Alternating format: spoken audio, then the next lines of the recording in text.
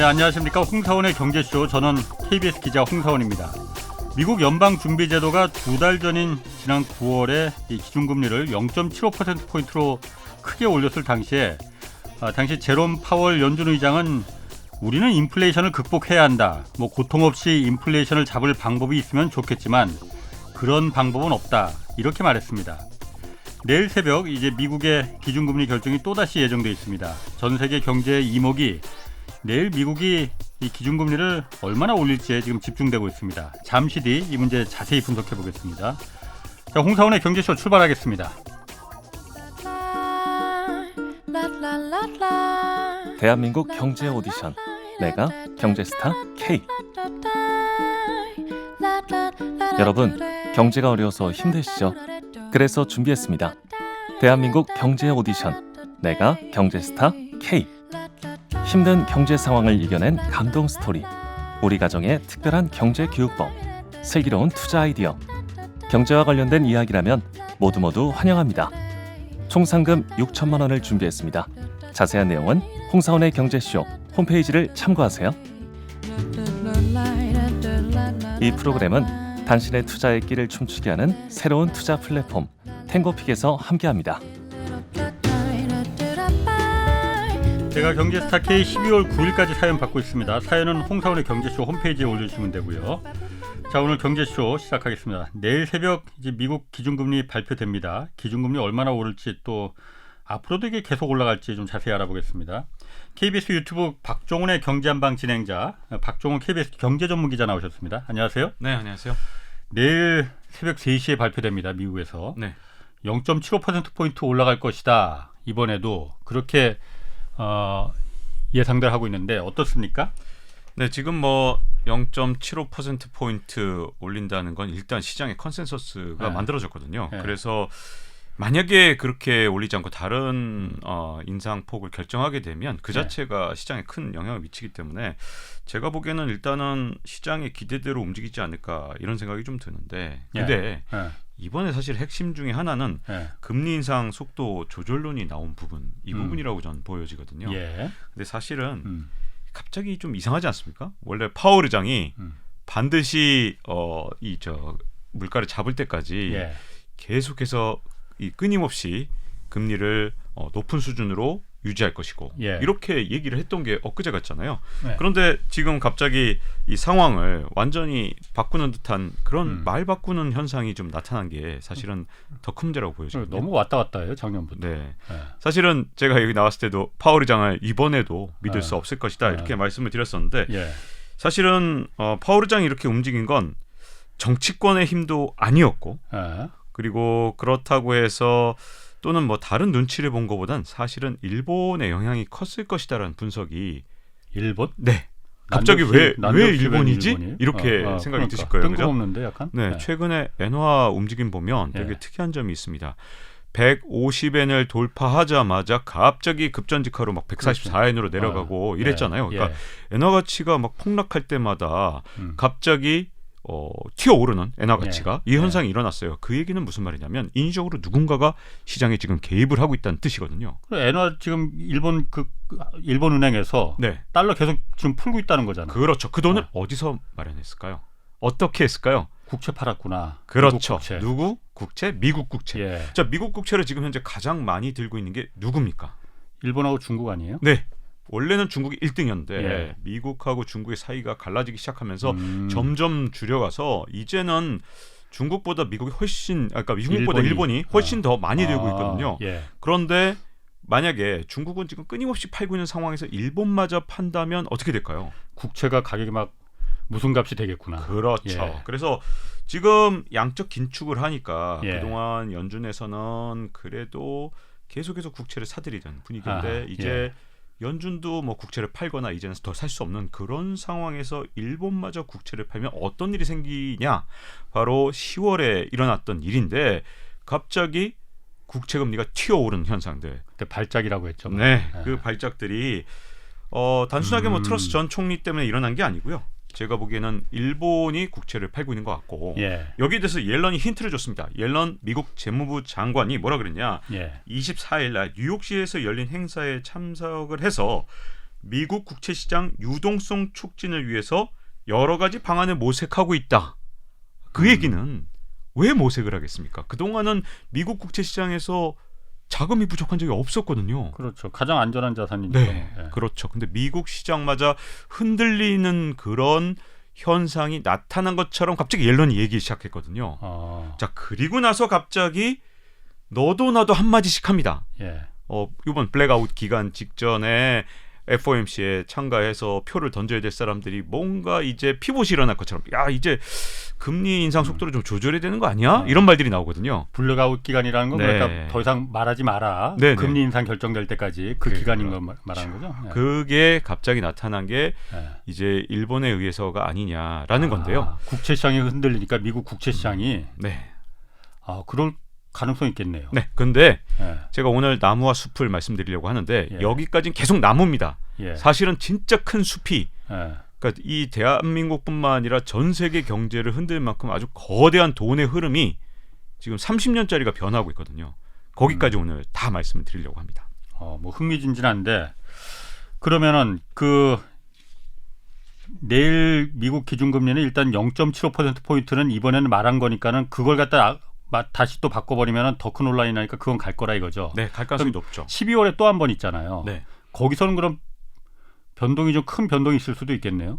파월 의장이 이제 그 뒤에 어떤 말을 하느냐에 따라서 시장이 엄청나게 출렁거릴 가능성이 큽니다. 예. 그리고 예. 이미 피봇 즉 파월 의장이 지금 금리 인상 속도를 좀 조절하지 않겠느냐 그리고 그런 뭔가 좀 미래를 내비치는 그런 말을 할 것이다라는 기대감 속에서 10월 하순부터 미국 주가 우리나라 코스피도 좀 이렇게 상승하는 모습을 보였잖아요. 예, 예. 그 기대가 좀 조기에 반영돼 있다 이렇게 보여지죠. 피벗이란 건 이제 통화 정책의 이제 방향성을 말하는 거고, 그럼 미국 국채가 지금 실제로 그렇게 왜냐하면 미국 연방준비제도가 계속 금리는 물가 잡힐 때까지 다른 거 다 우리 희생하더라도 올릴 거야라고 했잖아요. 네. 근데 그걸 갖다 다시 정책을 방향을 이제 전환할 정도로 미국 국채가 지금 불안한 상태입니까? 그러면은? 불안의 아주 작은 조짐이 보이기 시작했는데 이게 얼마나 무서운지를 보여주는 게 예. 김진태 지사가 2천억 원 갖고도 대한민국 전체 채권 시장이 흔들릴 만큼 굉장히 강력한 파급 효과가 있었잖아요. 채권 시장뿐만이 아니고 채권 시장뿐만이 아니에요. 지금 나라 경제가 다 숙대밭으로 지금 돼가고 있으니까. 근데 옐런 재무부 장관도 이게 이상한 조짐이 조금씩 보이기 시작하니까 여기에 선제적으로 지금 급하게 나서기 시작한 거고요. 사실은 연준에게도 약간 압력을 가하는 듯한 발언을 조금 하고 있는 게 아니냐. 재무부 장관이. 네, 원래는 독립성이 유지돼야 되지만 지금 마음이 급한 거죠. 올리면 지금 잘못하면 다 죽는다 이렇게. 미국 국채 시장이 흔들릴 수 있으니까요. 그래요. 그러면 미국은 그렇다 치고 당장 이번 달 말에 그러면 24일 날 우리나라도 기준금리 결정 지금 인상 예정돼 있잖아요. 네. 강원도 사태도 지금 변수가 지금 됐고 네. 우리나라는 지금 어떨 것 같습니까? 그러면 어떻게 해야 됩니까? 그리고 우리나라가 지금 쉽지 않은 상황이죠. 왜냐하면 그 현재 강원도에서 쏘아올린 작은 공이 지금은 이제 거대한 태풍을 이미 만들고 있기 때문에 그렇죠. 제가 보기에는 정말 한은에서 금통이 열어서 진짜 엄청나게 고통스러운 결정을 해야 되지 않을까. 어느 쪽을 선택하든 진짜 어려운 겁니다. 왜냐하면 한쪽에서는 국채 시장이 아예 신용경색으로 진짜 위기 상황으로 치닫을 수 있고 또 이걸 지금 금리를 제때 안 올리면 물가를 통제할 수 없는 수준까지 올 수 있는 상황. 진짜 환율도 문제고. 네, 환율도 문제고요. 지금 굉장한 딜레마가 일어날 건데 문제는 그 모든 것이 지금 이제 파월 의장이 목요일 새벽 과연 어떤 말을 할 것이냐, 내일 새벽에 어떤 말을 할 것이냐에 따라서 진짜 전 세계 금융시장이 그걸 따라갈 수밖에 없는 상황이 된 겁니다. 그러니까 내일 파월 의장이 내일 이번 11월 달에는 0.75 올리는데 그 다음에 12월 달에 어떻게 올릴 거다 이 얘기에 달려 있다 이거죠. 네, 중요합니다. 최근에 그 책에 자이언트 임팩트라는 새 책 내셨어요. 네, 엄청 잘 팔리고 있는 것 같던데 거기서 보니까 제가 다 읽어보진 않았고 목차를 좀 보니까 과거에 이제 초저금리 시대 지난 수십 년간 초저금리 시대였잖아요. 네, 맞습니다. 이 시대는 이제 다시 오기 힘들다 이렇게 말씀하셨어요. 아까 네. 그리고 30년간의 어떤 그 경제 패러다임이 바뀌고 있다고 잠깐 말씀하셨잖아요. 네. 어떤 이유에서 그런 겁니까? 이 자이언트 임팩트라는 게 사실은 45억 년 전에 지구하고 화성만한 크기의 행성이 서로 부딪히면서 충돌을 했고 그 충돌의 파편이 이제 지구 궤도를 돌다가 네. 달을 형성했다라는 가장 현재 달이 생성됐을 때 유력한 가설이 자이언트 임팩트입니다. 예. 그런데 왜 지금 현재 세계 경제 상황을 자이언트 임팩트에 비유할 수밖에 없냐 하면 우리가 그동안 누렸던 정말 모든 것이 값쌌던 시절 예. 지금 뭐 인플레이션이 없었잖아요. 저물가 그렇죠. 시대. 그러니까 예. 물건값만 싼 게 아니라 예. 가장 중요한 것 중에 하나가 바로 돈값이 쌌다는 겁니다. 그래서 물고값만 싼 게 아니고 네. 돈값이 너무너무 쌌어요. 제가 이 책을 쓰면서 5,000년 역사에 걸쳐서 금리가 네. 어떻게 변했나를 봤는데 예. 인류 역사에서 가장 금리가 쌌던 때가 최근에 30년 동안 펼쳐진 겁니다. 이 30여 년은 그 돈값 측면에서 진짜 엄청나게 이 모든 것이 싸졌기 때문에 예. 자, 돈값이라는 건 뭐냐? 결국은 자산 가격이 어떻게 움직이느냐를 다 결정하거든요. 예. 왜냐하면 예. 모든 게 다 화폐로 표시가 되니까 돈의 값은 결국은 음. 자산 가격을 흔드는 아주 중요한 요소거든요. 예. 그런데 지금까지는 이게 어떤 일이 있었냐? 한 80년대 초반만 해도 그 당시에 예. 10년 만기 미국 국채 금리가 어느 정도 됐느냐? 15%가 넘었습니다. 헐, 지금 4%도 높다고 하는데. 네, 그러니까 어마어마했죠. 예. 그게 점점 내려와서 어디까지 내려왔었냐 하면 2020년에는 예. 0.5%까지 내려왔던 겁니다. 2020년에 네. 아. 자, 이 과정에서 한 30여 년에 걸쳐서 금리가 30분의 1 토막이 났다는 건 무슨 말이냐? 사실은 자산 가격이 뭐 10배, 30배 뭐 이렇게 올라도 예. 그거에 설명이 되는 거예요. 왜냐하면 그 돈의 값이 떨어졌기 때문에 그 반대에 있는 자산 가격을 끌어올리는 강력한 힘이 되어왔던 거죠. 예. 근데 문제점은 이제 더 이상 저는 초저금리 시대로 돌아가기엔 정말 힘들다. 다만 단기적으로는 예를 들어서 연준이 피봇도 하고 뭐 그다음에 지금 현재 이제 뭐 여러 가지 문제들 지금 예. 파월 연준 의장이 이제 미국 국내 정치 상황 앞으로 이제 2024년이 되면 이제 미국 대선도 있고. 있고요. 그런데 여기다가 일본까지 갑자기 합세해서 국채를 팔아버리면 예. 중국도 팔게 되면 이제 앞으로 진짜 머리 아프거든요. 도대체 누가 국채를 사주냐 이런 단순한 문제들 이런 것들은 이제 단기적인 문제를 만들지만 예. 그래서 혹시라도 피크를 치고 잠시는 내려갈 수 있을지 모릅니다. 예. 그러나 아주 긴 시각으로 봤을 때 예. 그렇게 돈값이 정말 헐값이 돼서 얼마든지 돈을 구할 수 있던 물론 그동안도 은행 문턱이 높았다고 생각하시겠지만 인류 역사에선 정말 보기 드문 이렇게 돈값이 쌌던 시대는 저는 끝나간다고 보고요. 그 원인을 저는 세 가지로 보는데 예. 첫 번째는 인플레이션이 쉽게 죽지 않을 거라는 부분이고요. 지금의 인플레가 네, 그게 또 굉장히 심각한 문제가 될 거고 예. 두 번째는 앞으로 이제 진짜 중요한 게 돈의 수요와 공급. 사실 돈값은 뭘로 결정하겠습니까? 이것도 시장 원리이기 때문에 수요와 공급이 중요하겠죠. 예. 그런데 돈의 공급 측면에서 문제가 생겼다는 게 앞으로 두 번째 문제고요. 많이 찍어내지 못할 거라 이거죠. 또 다른 문제입니다. 이게 좀 더 자세히 하나하나 들어가고요. 세 번째는 지금 현재 패권 전쟁 그리고 일종의 제국의 분열이 갖고 오게 되는 제국의 분열. 이 인류 역사에서 제국의 분열이나 아니면 제국이 패권을 잃어가는 것은 매번 금리가 폭등하는 원인이 됐거든요. 이 세 가지 아주 거대한 시각에서 봤을 때 지금 금리는 진짜 엄청나게 큰 진짜 충격, 거대한 충격, 이 자이언트 임팩트 상황에 처해 있다고 할 수 있죠. 그 세 가지 중에서 저는 개인적으로 네. 마지막에 그 제국의 분열이 있을 때 금리가 폭등했다고 했잖아요. 네네. 그게 제일 흥미롭게 일단 들리네요. 그건 좀 네. 나중에 듣는데 네. 먼저 그거부터 좀 내가 궁금해. 그 제국의 분열 시에 금리가 폭등했다면 지금 이 금리가 이렇게 전 세계적으로 다 뛰어오르는 게 뭐 제국하면 지금 누구나 다 알다시피 미국을 말하는 거잖아요. 네. 미국이 지금 그러면은 분열되고 있다는 걸 의미하는 거예요. 그러니까 패권이 예전에 이제 지금까지 우리가 팍스 아메리카나 시대를 살고 있었잖아요. 예. 미국이 질서를 모든 것을 좌우하던 그렇죠.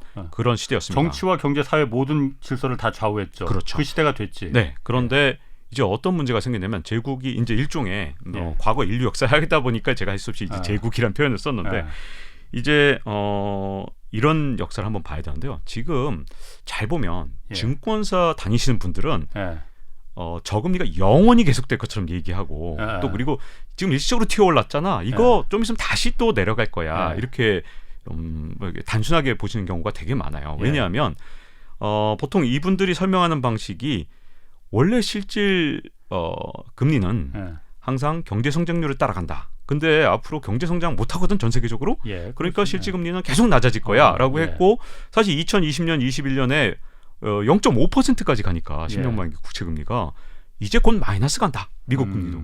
더 내려갈 거야. 이 예. 바닥을 뚫고 내려가. 이런 예. 논리를 피셨고요. 예. 그 이유가 오직 그거 하나만 본 거예요. 성장률이 낮아지니까. 그런데 그게 이제 지금도 사실 적용되고 있거든요. 경기 예. 침체만 와봐라. 장기 국채 금리 내려간다니까. 그렇지, 예. 뭐냐면 이제 다 장기 국채 살 거니까. 근데 그렇게 기대하는 사람도 네, 많아요. 지금. 서두에서도 말씀드렸지만 이게 수급이 무너지는 거 진짜 중요하고요. 근데 예. 먼저 5,000년 역사, 제국의 아. 분열부터 물어보셨으니까 순서대로 좀 물어보신 그게 대로 가장 가보겠습니다. 혹해서 네. 제가 그게 가장 혹하셨다면 예. 자 그러면 도대체 이 5,000년 역사를 갑자기 꺼내면서 제국의 분열 얘기를 하냐 하면 예. 사실 금리라는 게 물론 뭐 실질 금리가 진짜로 저도 뭐 그건 뭐 경제학의 아주 기본적인 거니까 경제 예. 성장률이 낮아지면 실질 금리가 낮아지는 건 맞아요. 근데 네네. 금리를 구성하는 건 정말 많습니다. 실질 금리에다가 기대 인플레이션을 더해야 네. 되지만 또 하나 중요한 건 리스크 프리미엄, 즉 위험을 당연히 네. 반영을 해야 되거든요. 예. 자 그런데 하나의 제국이 완성돼 가면 그야말로 효율성도 높아지고요. 예. 그에 의해서 금융시장 효율성이 높아집니다. 그리고 또 하나는 돈을 떼일 염려가 없지. 정치적인 이유는 없거든요. 안정돼 있으니까. 네, 그래서 예. 예를 들어서 제가 대표적인 제국 하면 역시 로마 제국을 그렇지. 들어야 되잖아요. 예, 예. 로마 제국의 기틀이 제대로 확립되기 전에 도시 로마는 예. 금리가 연리 한 8%라는 그런 기록이 있어요. 음. 근데 로마 제국 전성기로 넘어간 한 1세기 정도가 되면 금리가 연리 4%까지 내려갑니다. 그런데 예. 로마 제국 붕괴가 점점 생기기 시작하면서 균열이 일어났잖아요. 제국의 균열 예. 이런 것들이 나타났을 때 연리 15%가 됩니다. 자, 자, 왜 그러냐? 예. 자본 시장의 효율성이 그때 로마 제국 시절에도 당연히 제국이 붕괴되기 시작하면 이 시스템 자체가 효율성이 떨어질 수밖에 없고요. 예. 또 하나 문제점은 이 평화를 유지하던 팍스 로마나 예. 로마에 의한 평화 음. 이 자체가 무너지면 제가 이제 예를 들어서 홍사원 선배께 돈을 빌려드렸는데 예. 홍 선배는 저한테 갖고 싶지만 예. 갑자기 어디선가 전쟁이 났어요. 아. 이거 내가 못 갚겠네 하는 리스크가 당연히 그렇죠. 커지겠죠. 예. 예. 또는 뭐 예를 들어서 제가 홍 선배한테 돈을 빌려드렸더니 예. 갑자기 적성 국가가 됐어요. 저하고 아. 이제 척진 그럴 그럼 가능성 나 크지. 떼먹을래 예. 이렇게 될 수 있잖아요. 예. 이런 식으로 리스크가 늘어납니다. 아하. 실제로 대영 제국도 마찬가지인데 1700년까지 영국의 금리는 연리 10%였지만 예. 정말 영국이 일종의 아. 제국으로 발돋움하기 시작한 1730년이 넘어가면서 연리 3%까지 내려가는데 예. 자 지금까지 우리가 30년 동안은 미국에 의한 평화였기 때문에 사실 돈을 떼어도 미국에 의해서 질서가 만들어지다 보니 딱히 웬만하면 적성 국가도 없었어요. 네. 예를 들어 베네수엘라처럼 예. 뭔가 문제를 일으키면 미국에 의해서 정말 얼마나 철저하게 경제가 파괴되는지를 예. 봤잖아요. 예. 그러니까 돈을 떼먹는다? 정말 쉽지 않은 일이었죠. 예. 그런데 그런 어떤 질서 자체가 흔들리게 되면 예. 그게 장기적으로 지금까지 인류 역사에서 5,000년 역사를 보면 항상 제국이 아주 강성하고 그럴 때는 질서도 있고 효율성도 높아지고 예. 여기다가 리스크 프리미엄도 낮아지기 때문에 금리가 낮지만 예. 지금처럼 이제 전쟁도 일상화될 수 있는 상황 그리고 예. 패권 전쟁이 일어나서 언제든 예를 들어 쿠데타가 나서 예. 정부가 바뀔 수 있는 그런 상황이고 그러면 예를 들어 친미 국가가 친중 국가가 될 수도 있다 예. 이런 두려움들이 음. 모두가 다 리스크 프리미엄을 올리고 예. 그게 지금까지 인류 역사에서 금리를 영구적으로 좀 한 차원 그러니까 레벨업 시키는 그런 영향을 가져왔다는 거죠. 아, 그러니까 지금 어쨌든 팍스 아메리카나 시대에서 지난 한 3, 40년간이 일종의 그 암묵적인 질서가 유지되는 미국 주도의 상황에서 그 구도가 지금 조금씩 깨지고 중국이 미국을 앞서가겠다고 하고 그 미국이 그럼 중국을 견제하기 시작하고 러시아가 또 저렇게 튀고 그런 이 불안정이 진행되면은 당연히 저 같아도 돈 함부로 빌려주고 싶지 않을 것 같아요. 네. 그러니까 금리가 점점 올라간다. 진짜 고개가 끄덕끄덕해지네. 지난 30년이 아주 특이했던 30년. 진짜 예. 물건값도 돈값도 모두 쌌던 정말 풍요로웠던 30년. 인류 역사에서 5천 역사에서 정말 보기 드물었다는 걸 예. 생각해 보신다면 예. 이게 지금 얼마나 거대한 충격이 올지를 가늠해 볼 수 있는 거죠. 지금의 그 미국의 패권이 그러니까 약해지니까 이게 금리도 올라가는 거다. 이렇게 연계지을 수 있다 이거죠. 네. 알겠습니다. 그러면은 아까 처음에 인플레이션과의 그 끝없는 전투라고 했잖아요. 네. 인플레이션이 지금 이거 이제 곧 잡히는 거 아니에요? 인플레이션 끝 없어요? 인플레이션 관련해서 저는 이제 크게 두 가지 시나리오가 있는데 네. 오늘 제가 이제 생각하는 건 파월 의장이 과연 어떻게 하느냐에 따라 이 시나리오를 세울 수밖에 없어요. 왜냐하면 경제적인 측면이라면 제가 그냥 이렇게 됩니다라고 뭔가 말할 수 있는 부분이 있지만 인플레이션은 진짜 파월 의장과 파월 의장이 이끌고 있는 연준, FOMC 이 구성원들의 생각에 따라 모든 게 많이 바뀌기 때문에 제가 이렇게 확언해서 말씀할 수 없고 어쩔 수 없이 시나리오가 두 개가 있는데요. 저는 확률적으로 시나리오 1번 이게 일어날 가능성이 굉장히 크다고 보는데 뭐냐면 인플레이션이 꺼진 줄 알았는데 다시 살아나고 꺼진 줄 알았는데 다시 살아나는 정말 악몽 같은 인플레이션의 부활이 앞으로 시나리오 1이라고 보고요. 1980년대 그랬듯이. 1970년대. 70년대. 네, 72년부터 82년 사이 10년 동안 그랬었는데요. 그게 가능성이 제일 높고 그보다는 좀 낮지만 두 번째 가능성은 혹시라도 파월 의장이 정말 진짜 제대로 결심을 하고 물가를 잡을 때까지는 금리를 낮추지 않는 결단을 내리는 겁니다. 현재로선 확률이 굉장히 전보다 더 낮았어요. 왜냐하면 벌써 피벗 얘기가 나온다는 건 지금 벌써 파월 의장이 자기 약속을 또 깰 거라는 거거든요. 정치적인 압력도 있고. 네. 더군다나 지금 미국 금융시장이 지금 국채시장, 지금 채권시장 다 지금 그렇게 상황이 좋지 않기 때문에 예전에 다른 나라가 예를 들어 트러스 총리, 전 총리가 뭐 잘못돼서 영국이 문제가 생겼을 때 신경 안 썼거든요. 그리고 뭐 한국에서 뭐 강원도 사태 때문에 무슨 문제가 생겨도 신경 안 썼지만 자국의 국채 시장이 흔들리면 이건 신경 쓸 수밖에 없거든요. 자, 그러면 무슨 문제가 생기냐면 지금 인플레이션은 원래 완전하게 확인사살하지 않으면 되살아나는 게 지금까지 우리 인류 역사상 정말 끊임없이 되살아나는 게 인플레이션의 특성이거든요. 왜냐하면 물가가 오를 거라는 기대가 한번 형성되면 이 기대 자체를 완전히 뿌리 뽑지 않으면 살아납니다. 그런데 문제점은 그렇게 되면 지금 당장은 뭐 혹시라도 이제 피벗을 한다든가 뭐 그러면 그게 그럼 환호를 하겠죠, 시장은. 그러면 이제 금리 좀 낮아지겠구나. 신난다 하겠지만 그게 이제 중기 장기로 넘어가면서는 어떤 문제가 생기느냐? 인플레이션이 되살아날 가능성이 굉장히 크고요. 만약에 되살아나는 신호가 보이는 순간 어떻게 되느냐? 자, 이미 금리가 굉장히 레벨업 된 상태잖아요. 기준금리가. 그런 상태에서 문제는 더 끌어올려야 되는 상황이 옵니다. 그러니까 차라리 처음에 그냥 초반에 잡아버리면 예를 들어서 한 5%, 5.5%로 잡을 수 있었던 물가를 만약에 이제 한 4% 올리고 물가를 못 잡으면 다음번에 금리를 끌어올릴 때는 뭐 예를 들어 가정이지만 뭐 7이나 8이나 이렇게 올려야 되고 그때도 못 잡으면 이제 폴 볼커 시절처럼 20%까지 올려야 잡을 수 있는 상황. 그때도 1970년대에도 무슨 문제가 있었냐면 그때 연준 의장이었던 아서 번즈 전 연준 의장이 정말 바보거나 완전히 무능하거나 이게 아니고 사실은 물가가 튀어오를 때마다 금리를 올렸는데 근데 문제는 대통령 재선한다니까 그거 내가 밑보이면 어떡하지? 돈 풀어서 그런 거거든요. 그러니까 이게 대통령 선거가 하필이면 또 24년이 있기 때문에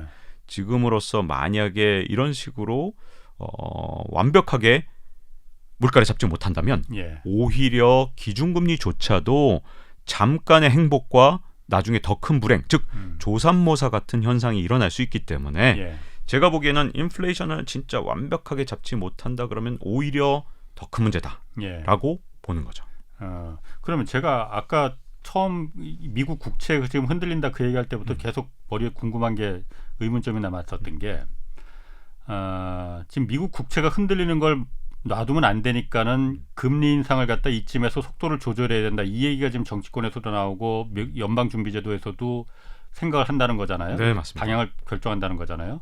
미국 국채가 만약 예를 들어서 일본도 내다 팔고 중국도 내다 팔고 다 해서 그냥 정말 무슨 값이 헐값이 돼버린다 하면은 무슨 문제가 생기는 겁니까? 일단 그거보다 더 중요한 게 하나 들어가야 되죠. 지금까지 미국 국채가 매수 주체가 사라진 걸 본 적이 있으십니까? 30년 동안 30년 동안 우리한테 믿음이 생겼잖아요. 다른 건 몰라도 미국 국채는 가장 안전해. 그리고 조금만 경제가 안 좋아지면 경기 침체가 오면 제일 먼저 누구나 다 미국 국채를 사. 그러니까 미국 국채가 무너질 거라는 거 생각해 본 적 있으세요? 없잖아요. 미국이 무너질 리는 없으니까. 여기에서 또 거대한 충격이 또 하나 있는 거거든요. 사실은 결국 돈이라는 것도 수요와 공급이 진짜 중요한 거 아닙니까? 지금까지 미국 국채가 안전자산이었던 이유는 얼마든지 돈의 공급이 나타나서 미국 국채를 사줬기 때문이잖아요. 음. 자, 이 상황이 왜 일어났느냐? 예. 이제 제가 이제 아까 이제 증권사 다니신 분들은 이 부분을 절대로 설명하지 않았고 네. 관심도 없었어요. 왜냐하면 네. 이거는 나중에 물가 오르면 금리가 튀어오를 수도 있는 그런 문제이기 때문에 예. 요건 설명 안 하고 항상 경제 성장률이 떨어져요. 네. 그러니까 저물거 되면 그렇게 되면 금리가 앞으로 다시 떨어질 금리는 거다. 계속 낮아질 네. 겁니다. 이렇게 설명하는 어떤 이 패턴. 방식이 있었죠. 네. 패턴. 예. 근데 결국은 돈의 값, 이 결국은 돈의 공급이 중요한데 지금 보시면 지금까지 돈의 공급이 전혀 문제가 없었던 이유는 세계적인 과잉 저축, 글로벌 세이빙 글럿이라는 게 지금까지 40년 가까이 계속해서 엄청난 과잉 저축이 있었고 그게 돈의 풍부한 공급을 만들어줬기 때문에 언제든 돈이 남아돈 거예요, 거꾸로. 그래서 이걸 갖고 뭘 사냐 고민하게 만들었고 예. 그러니까 투자할 거 없으면 국채 사야지. 예. 경기 침체가 오네 국채 사야지. 이게 계속되다 보니까 예. 경기 침체가 오면 금리는 낮아져. 이런 게 계속됐던 건데요. 아. 자, 세이빙 글럿, 과잉 저축이 어디서 시작되느냐? 이 40년 중에서 초반 20년은 저는 선진국의 베이비붐 세대가 과잉 저축을 해서 엄청난 돈의 예. 공급이 있었다고 보고 있습니다. 예. 왜냐하면 이제 미국이나 이런 나라에서 1950년대생, 60년대생들이 진짜 돈이 많아요. 왜 돈이 많냐? 그 시절에는 성장이 굉장히 잘 됐거든요. 그리고 그렇죠. 중산층이 잘 살았어요. 특히 미국의 예. 빈부격차가 크지 않았기 예. 때문에. 예. 그래서 젊었을 때 돈을 벌 기회가 굉장히 많았죠. 예. 그리고 1950년대, 60년대 뭘 사놓으면 다 지금 폭등했어요. 뭐 100배, 200배 오른 게 한두 개가 아니에요. 예. 그래서 저도 이제 미국에서 한 1년 살 때 보니까 고급 스포츠카, 오픈카 그러면 전부 다 백발이신 분들이 미국에서는 운전하시잖아요. 예. 그래서 이런 고급 스포츠카는 거의 다 이제 미국 같은 경우 60, 80 세대가 타고 다닌다 이런 얘기가 있을 정도로 예. 정말 60세, 80 세대가 자산이 많은데 어느 정도 많냐? 65세 이상 미국인들이 전체 미국 자산의 80%가 넘게 갖고 있습니다. 어마어마하거든요. 80% 이상. 네, 어마어마하죠. 이게 왜 그러냐? 예. 그만큼 풍요로운 시대의 자산 축적도 많이 했고 예. 그 과정에서 자산 가격도 폭등을 해서 예. 미국의 자산을 갖고 있는 사람들이 이분들이에요. 근데 예. 이분들도 은퇴했잖아요. 예. 그래서 한 초반 20년 동안에는 과잉 저축의 주체였지만 2000년이 넘어가면서는 예. 이분들은 이제 점점 이제 젊었을 때 벌어둔 돈을 쓰기 시작했습니다. 예. 그래서 미국의 저축률은 계속 낮아져 왔죠. 예. 그럼 2000년대부터는 누가 그러면 과잉 저축을 했을까요? 2000년대부터 글로벌 세이빙 글럿 전 세계적으로 봤을 때 말이죠. 아, 세계적으로 봤을 때 네, 글로벌이니까. 한국도 많이 저축을 했고 네, 물론 한국도 그렇죠. 중국도 많이 저축을 했고 중국입니다. 아, 중국? 네. 중국이 그렇게 많이 저축을 했어요? 중국이 정말 저축을 많이 했죠. 어느 정도 아. 저축을 했냐면 예. 원래 개발도상 국가는 저축률이 낮은 게 정상이거든요. 먹고 살기도 바쁜데. 그렇죠. 예. 근데 중국인들은 뭐 한 45에서 50% 정도 자기 소득의 진짜 절반 가까이를 아. 저축을 했습니다. 아. 이게 개도국에서 일어날 수 없는 일인데 이 부분만 짧게 설명드리면 네. 왜 중국만 달랐느냐? 예. 부동산 때문입니다. 왜냐하면 중국이 부동산이 워낙 빠른 속도로 올랐잖아요. 네. 뭐 자고 나면 뭐 예. 1, 20%씩 올라서 한 해에 뭐 20% 오른 적도 많아요. 중국 예. 같은 경우는. 근데 중국이 이제 개인들한테 돈을 잘 빌려줬느냐? 안 빌려줬죠. 아. 중국의 국영은행들이 제일 먼저 빌려준 건 국영기업이지 그렇지. 개인한테는 문턱이 엄청나게 높았거든요. 예. 개인이 집을 살려면 어떻게 해야 될까요? 아, 돈을 모으는 방법밖에 없었구나. 그렇죠. 예. 근데 오늘 모으냐 내일 모으냐 차이가 예. 뭐 하루아침에 20%씩 오르는 나라니까 아. 정말 자기가 할 수 있을 만큼 진짜 미친 듯이 돈을 모아야만 예. 이게 5년 뒤 10년 뒤에 나의 부가 완전히 달라지는 거예요. 음. 그리고 또 하나 문제는 중국이 공산주의 국가임에도 불구하고 복지제도가 아주 형편이 없는 수준에 속합니다. 사실 선진국에 비하면. 그래서 브루킹스 연구소에서는 예. 이런 과잉저축의 원인이 복지제도의 미비라고 생각하거든요. 예. 저는 사실 부동산이 더 먼저라고 생각하는데 아. 브루킹스 연구소 그럼 미국의 최고의 싱크탱크 중에 하나니까 그쪽도 인정해주겠습니다. 예. 어쨌든 그래서 예. 그 두 가지 원인이 이제 엄청난 저축을 하게 만들어서 예. 자기 소득의 절반 가까이를 저축을 하다 보니까 예. 자 이렇게 저축이 엄청나게 이루어지면 요것까지 이제 설명이 어려우니까 빨리 넘어가겠습니다. 저축이 이렇게 많고 투자에 대비 저축이 많으면 경상수지가 흑자가 나옵니다. 요것까지 설명하는 건 너무 어려우니까 일단 그건 빨리 가면 예. 그러니까 중국이 그동안 어마어마한 경상수지 흑자를 쌓으면서 이 달러를 모은 거죠. 예. 이 달러를 갖고 뭐 했냐? 국채 샀지. 미국 국채 다 샀어요. 미국 국채 다 샀죠. 예. 그리고 뭐 유럽도 사고. 예. 그러니까 이게 바로 글로벌 세이빙 글럿.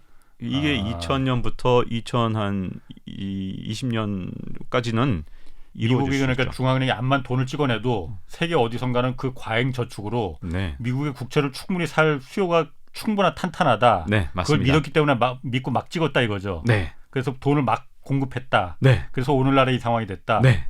자, 근데 이 굉장히 중요한 이 예. 과잉 저축이 예. 앞으로 유지될 수 있느냐? 예.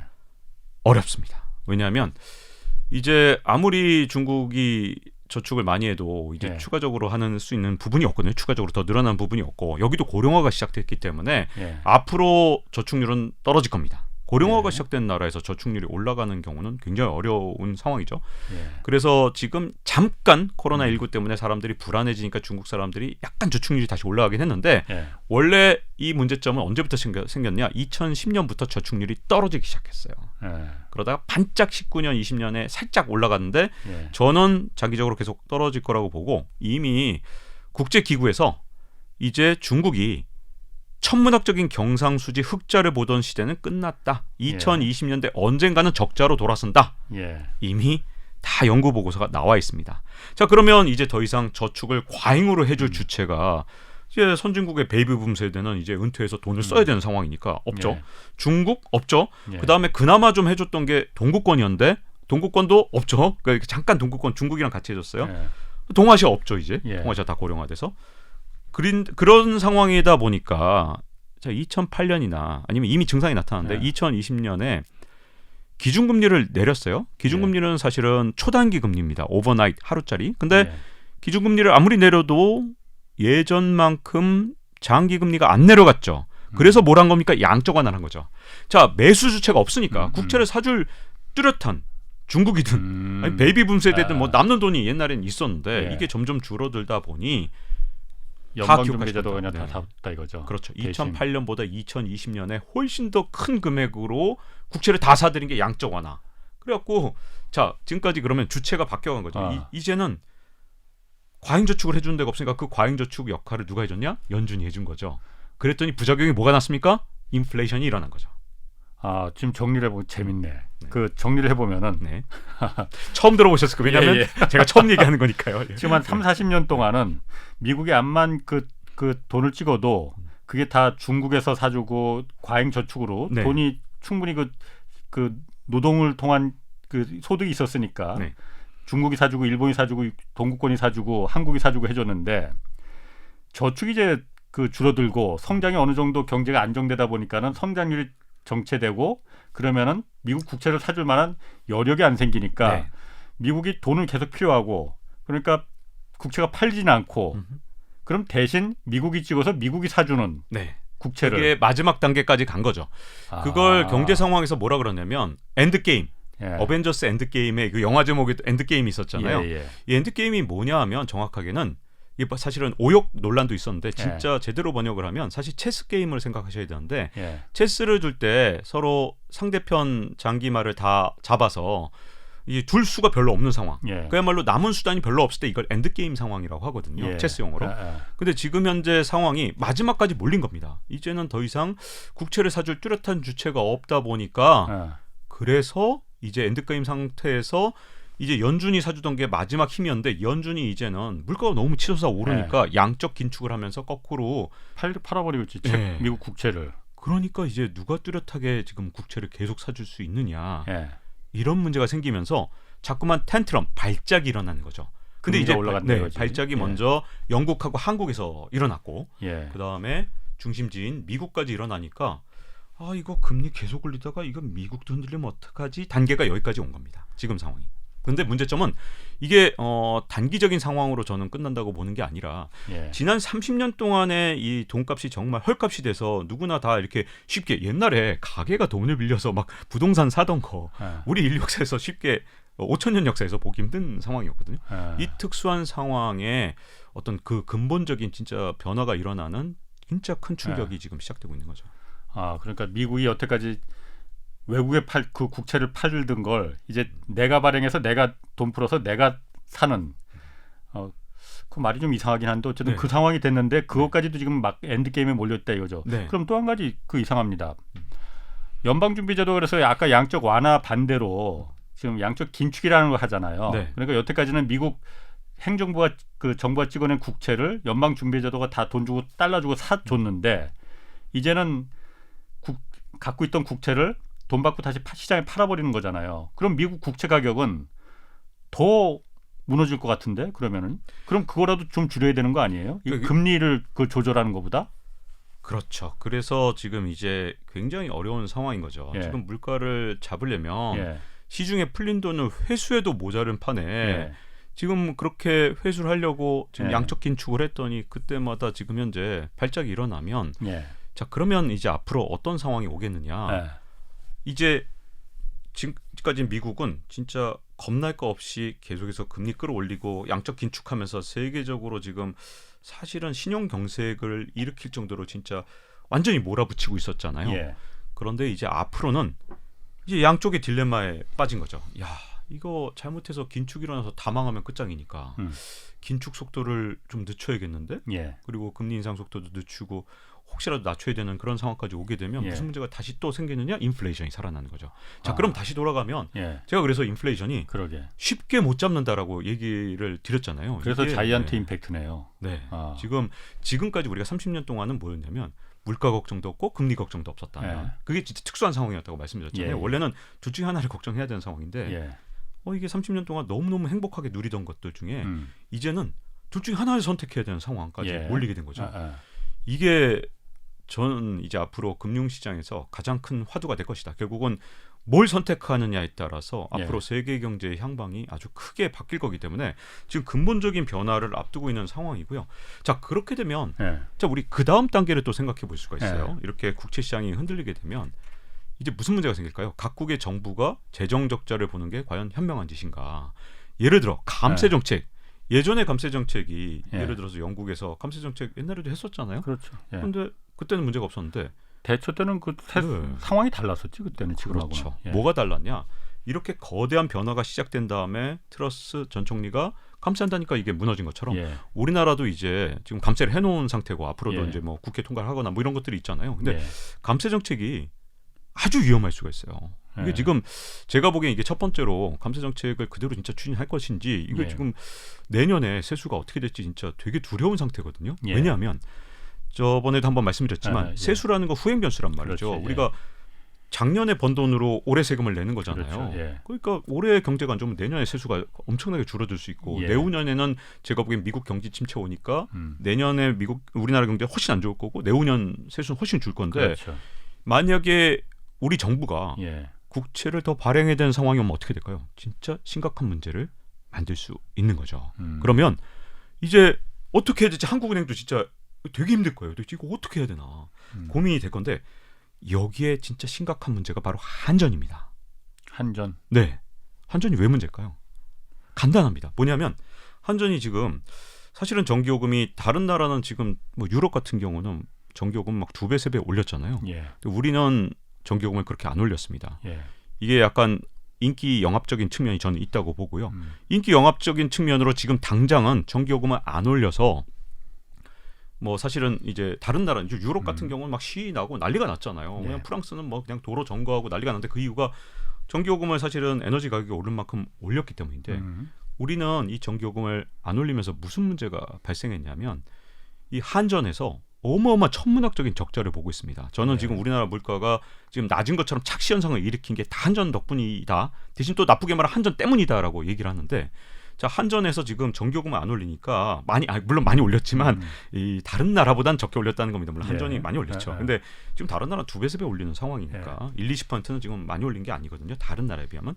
근데 이게 지금 당장 정부에는 도움이 될 수도 있지만 문제점은 뭐냐면 그 과정에서 한전은 부족한 돈을 회사채를 발행해서 다 메우고 있어요. 예. 그래서 이게 회사채 시장을 완전히 지금 블랙홀처럼 빨아들인다. 블랙홀처럼 빨아들이고 있죠. 왜냐하면 다른 한전 회사채들이 네. 안 팔리니까. 맞습니다. 왜냐하면 어떤 기업이 무너질지 모르는 그런 사태가 지금 강원도 사태 이후로 예. 지금 발생한 거 아닙니까? 레고랜드 사태 이후로. 근데 그런 상황에서 한전은 뭐 정부에서 요금도 막 뭐 이래라 저래라 하는 데인데 설마 여기가 망하면 정부에서 책임져 주는 거 아니겠어? 그렇죠. 라는 믿음이 있잖아요. 그렇죠. 그래서 한전채는 굉장히 안전한 예. 채권으로 생각하거든요. 예. 근데 한전에서 그냥 몇십조 단위로 만약에 계속해서 채권을 발행하면 이게 시중 자금을 빨아들이는 예. 완전히 예. 다 빨아들여서 싹 씨를 말려버리는 원인이 예. 되고 있거든요. 예. 그래서 우리나라 지금 현재 채권 시장의 교란 요인이죠. 그래서 빨리 현실하지 않으면 이게 뭐가 문제가 되냐면 우리가 이제 다른 나라들은 에너지를 절약하기 시작했는데 왜냐하면 예. 2배, 3배 올려서 예. 근데 우리는 전기요금 올린 정도가 좀 다른 나라보다 훨씬 낮기 예. 때문에 전기도 많이 쓰고 에너지 많이 쓰니까 이게 무역수지 적자를 계속해서 가속화시키는 역할까지 하고 있거든요. 에너지 수입을 줄이지 않기 때문에. 그러니까 이게 지금 하여튼 지금 이게 복합적으로 금융을 정확하게 이해하고 어떤 정책을 내놔야 되는데 이게 지금 당장은 인기에 도움이 되는 정책이 나중에는 독이 될 수 있기 때문에 조금 더 금융시장을 정확하게 이해하고 정책들이 나와야지 지금은 살얼음판이거든요. 그러니까요. 누구든 약한 얼음이 이게 얼음판이 쫙 있으면 약한데 균열이가 있잖아요. 거기가 깨집니다. 그 나라는 진짜 큰일 나는 거예요. 그래서 무엇보다도 지금 가장 중심에 둬야 되는 건 뭐냐? 금융시장의 안정이라고 봅니다. 아까 그 한전 얘기도 하셨지만은 사실 한전이 워낙 그 회사 채권을 조 단위로 많이 발행할 뭐 적자를 보니까 당연히 회사채 발행할 수밖에 없을 거예요. 한전 입장에서는. 한전채. 네. 거기다가 이제 또 강원도에서 그 뻘짓으로다가 그 폭탄을 던져놨으니 이게 채권 시장이 금융 시장이 완전히 마비가 돼버린 상태잖아요. 그런데 사실 한전 전기요금 올리긴 올려야 됩니다. 그런데 사실 일반 가정용 전기요금도 가정용 전기요금이지만은 진짜 한전의 적자의 원인은 산업용 전기거든요. 산업용 전기도 올렸지만은 잘 아시다시피 산업용 전기는 누진제 적용이 안 됩니다. 네. 가정용 전기는 똑같이 올린 거 아니거든요. 가정용 전기는 누진제가 있기 때문에 당연히 훨씬 더 그 체감도가 크죠. 그나마 좀 여력이 있는 주체는 지금 한국에서는 대기업, 재벌 대기업들이잖아요. 여기서 또 이제 그 전기요금에 대한 일종의 그 보조금이나 마찬가지 아닙니까? 그 싼 전기로다가 기업들이 생산성을 높여라. 그 시대는 이미 좀 지나간 것 같아요. 전기요금이 하도 싸서 우리나라 선진국 아닙니까? 예. 선진국에다가 데이터 센터를 전기요금이 싸서 짓는 경우는 우리나라밖에 없거든요. 그러니까 글로벌 기업들이 전기 먹는 하마인 데이터 센터를 한국에 짓는다. 그러니까요. 그 자체가 우리에 지금 지려고 얼마나 했잖아요. 왜곡된지를 보여주는 거죠. 그만큼 전기가 싸니까 그 아이디어가 나오는 거예요. 특히 기업용 예. 전기요금이 지금 특히 우리나라가 싸죠. 자, 그러면은 그 지금 어쨌든 지금 얘기 들어보니까 자이언트 임팩트가 왜 자이언트 임팩트지? 제가 그렇게 생각했는데 지금 들어보니까 진짜 임팩트가 큰 임팩트가 맞긴 맞네요. 네. 그러면은 자, 우리가 문제잖아요. 지금 그 금리 인상기 때 지금 그 국제기구에서도 한국, 중국, 일본 또 영국 이런 선진국들이 위험하다고 한단 말이에요. 아니 후진국이라 개발도상국들 신흥국들이 훨씬 더 취약해야 되는데 거기 말고 왜 일단 터진 건 영국이었어요. 그리고 독일도 지금 이탈리아도 지금 뭐 순서 기다리고 있다고 해요. 왜 그래도 어느 정도 살 만큼 사는 나라들이 왜 더 먼저 위험이 터질까요? 이게 진짜 어떻게 보면 금융시장의 진짜 엄청난 아이러니 자체를 보여주거든요. 예. 왜냐하면 그동안 이렇게 신흥국이 위험하다고 예. 우리가 이렇게 수도 없이 방송을 했을 정도로 예. 누구나 다 알고 그렇죠. 있었던 예, 예. 상황입니다. 그러다 보니 최근 2008년 글로벌 금융위기 이후에 지금까지 아주 독특한 현상이 일어났는데요. 예. 한 10년 정도 쌓였던 현상인데 예. 글로벌 자금들이 예. 신흥국에 투자를 거의 안 했던 거죠. 그리고 네. 금융 고도화도 예. 그러니까 안전한 나라 영국에다가 예. 이거 영국에 투자하는데 우리가 이거 손해 볼 리가 없잖아. 예, 그래서 그렇지. 예. 이렇게 이 그동안 초저금리 상황에서 예. 자금이 투자할 곳을 못 찾아서 헤매는 동안 예. 그 위험하다는 신흥국은 다 피하고 그래서 어디로 역으로? 가느냐. 네, 그래서 좀 비교적 안전한 나라에 있는 일본이 설마 망하겠어. 설마 한국이 망하겠어. 예. 이런 식의 어떤 우리가 그동안 특이한 현상이 어떤 악조건 속에서도 우리 국채를 외국인들이 그동안 한 작년까지만 해도 엄청나게 사들이는 그런 모습들을 보여준 적이 정말 많아요. 근데 문제는 그 과정에서 어떻게 보면 일종의 묻지마 투자가 된 거죠. 예. 설마 망하겠어라는 그 생각이. 예. 그래서 정작 이제 긴축이 일어나니까 이게 이미 글로벌 자금이 많이 투자가 안 돼 있는 개발도상국이 아닌 선진국 쪽이 먼저 일어나기 시작했고요. 예. 솔직히 말해서 저도 선진국이 먼저 이런 문제가 생길 줄은 상상을 못했고 그만큼 금융시장이 얼마나 취약해져 있는가를 보여주는 거죠. 역으로 그러니까 선진 자본들이 상대적으로 안전한 신흥국보다는 선진국에 더 많이 투자했기 때문에 지금 문제의 발단이 선진국에서부터 시작되는 거다. 영국, 독일, 이태리 이런 나라들에서.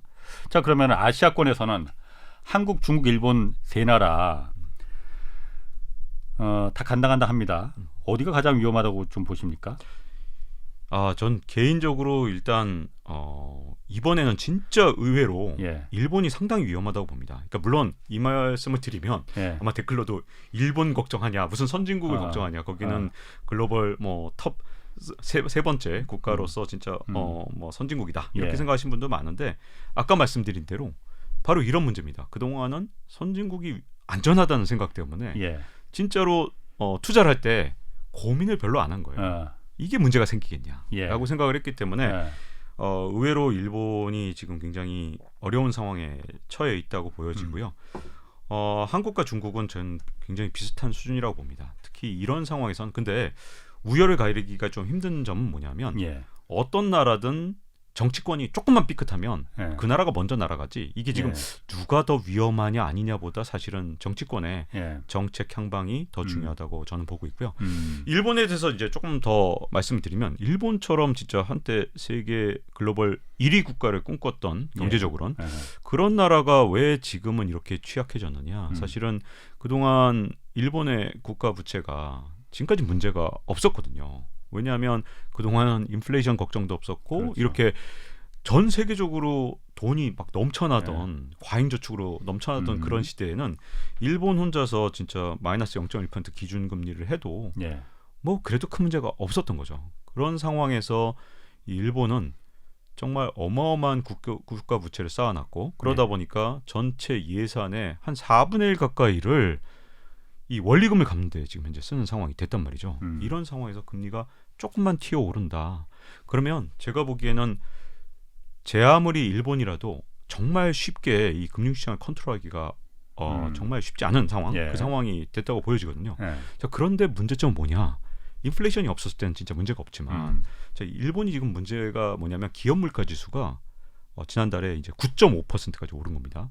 8월달이니까 물가지수라는 건 뭘 말하는 겁니까? 그러니까 이게 일종의 생산자 물가지수랑 생산자 비슷하게 물가. 기업들이 예. 거래하는 예. 이제 일본식의 이제 용어인데, 예. 근데 이제 문제는 일본의 소비자 물가지수는 지금 3% 오른 걸로 돼 있지만 예. 이게 기업 물가지수가 9.5%로 폭등을 한 걸 반영하겠지. 네, 지금 아직까지는 반영 못 하고 있죠. 예. 왜냐하면 일본에선 이 소비자 가격을 올리는 기업은 진짜 나쁜 기업, 저 나쁜 놈이다 이렇게 보거든요. 왜냐하면 웬만한 건 한 40년을 못 올렸어요. 예. 예를 들자면 일본의 국민 과자라고 불리는 우마이봉 같은 경우 40년 동안 가격이 10엔이었습니다. 10엔. 우리 돈으로 100원이 안 되는 가격. 예. 근데 요번에 12엔을 올렸어요. 못 견디고 올리는 기업들이 이렇게 하나씩 두씩 늘어나기 시작하는데 예. 지금은 눈치 보고 있지만 아니 소비자 물가지수가 계속 오른다 그러면 결국은 이렇게 나중에 생산자 물가지수가 계속 오르면 예. 소비자 물가가 오를 수밖에 없는 그렇죠. 거고 그때 무슨 문제가 생기느냐? 일본 정부가 할 수 있는 수단이 거의 없다는 거죠. 일본 은행도 할 수 있는 수단이 없다. 왜냐하면 이게 금리를 올리거나 뭐 양적 긴축을 해야 되는데 예. 금리를 올리거나 아니면 양적 긴축하는 게 지금 일본으로서는 거의 불가능한 수준이거든요. 그러니까 이걸 이제 해외 투기 자금이 너무 잘하니까 자꾸만 가서 엔화를 때리는 겁니다. 야, 얘는 이거 할 수 있는 방법이 없어. 때려, 또 때려. 그래서 엔화 가치가 우리나라 원화 가치보다도 더 빨리 떨어질 줄은 상상도 못했잖아요. 예. 근데 이런 특이한 현상이 그동안에 이제 선진국은 안전해 라는 생각이 만들어낸 아주 특별한 상황의 왜곡이라고 보여지죠. 그럼 지금은 일본이 사실 인플레이션이 하여튼 다른 나라에 비해서 유난히 없잖아요. 네. 그거는 지금 막 쌓이고 있다가 지금 용수철처럼 이게 튀어오르기 직전인 상황인 거예요, 그러면은? 그렇죠. 그 일본에서 지금 그 소비자 물가 지수가 조금씩 올라가는 모습을 보여지면서 일본도 점점 더 버틸 수 없는 상황까지 가고 있다고 보여집니다. 알겠습니다. 오늘 정말 흥미진진한 얘기 잘 들었습니다. 박종훈 KBS 기자였습니다. 고맙습니다. 네, 감사합니다. 내일은 최백운 교수와 함께 연준의 금리 인상 발표 후 폭풍 자세히 살펴보겠습니다. 지금까지 홍사원의 경제쇼였습니다.